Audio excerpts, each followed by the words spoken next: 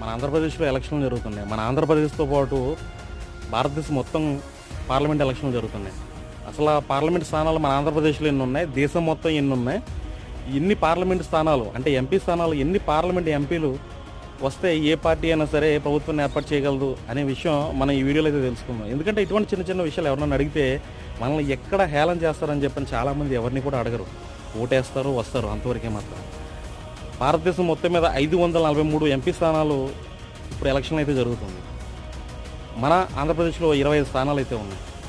272 స్థానాలు ఏ పార్టీకి అయితే వస్తాయో ఆ పార్టీ ప్రభుత్వాన్ని అయితే కేంద్రంలో అయితే ఏర్పాటు చేయడం జరుగుతుంది. కాబట్టి మన దేశ భవిష్యత్తు మన చేతుల్లో ఉంది. ఖచ్చితంగా అందరం ఓటేద్దాం. మంచి పార్టీని ఎన్నుకుని మన దేశ అభివృద్ధికి మన వంతుగా ఓటు ద్వారా తోడ్పడదాం. ఎందుకంటే మంచి నాయకులను ఎన్నుకున్నప్పుడే దేశం అభివృద్ధి చెందుతుంది. మనందరం కూడా రోడ్డు భద్రత పాటిద్దాం, ఆనందంగా జీవిద్దాం.